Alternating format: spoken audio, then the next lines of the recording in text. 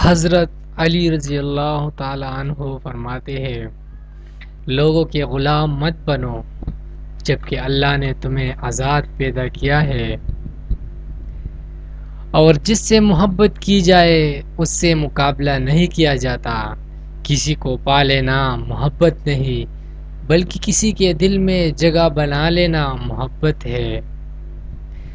دنیا میں ہزار رشتے بناؤ لیکن ایک رشتہ ایسا بناؤ جب ہزاروں آپ کے خلاف ہو تو وہ ایک آپ کے ساتھ ہو۔ انسانیت بہت بڑا خزانہ ہے، اسے لباس میں نہیں انسان میں تلاش کرو، اور تمام تعریفیں اس ذات کے لیے ہے کہ وہ جسے توڑے اسے کوئی جوڑ نہیں سکتا، اور جسے وہ جوڑے اسے سارے توڑے والے مل کر توڑ نہیں سکتا۔ جس نے کسی کو اکیلے میں نصیحت کی اس نے اسے سنوار دیا، اور جس نے کسی کو سب کے سامنے نصیحت کی اس نے اسے بگاڑ دیا۔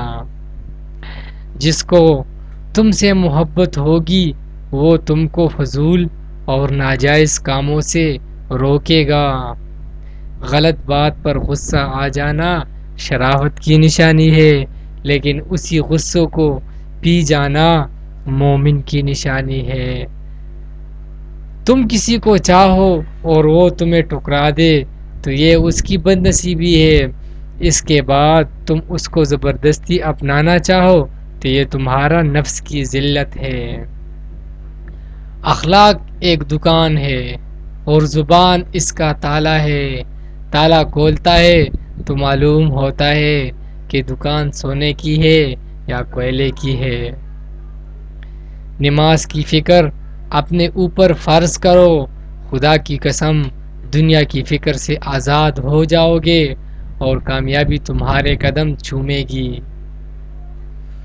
حضرت علی رضی اللہ تعالی عنہ نے فرمایا، اپنے بہترین وقت نماز کو دو کیونکہ تمہارے سب کام تمہارے نماز کے بعد ہی قبول ہوں گے۔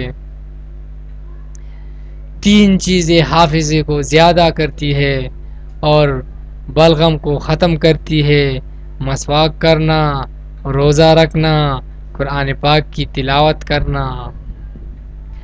حضرت امام علی رضی اللہ تعالیٰ عنہ نے فرمایا، بہت سے انسان ایسے ہیں جنہیں زبان نے موت کے گھاٹ اتار دیا،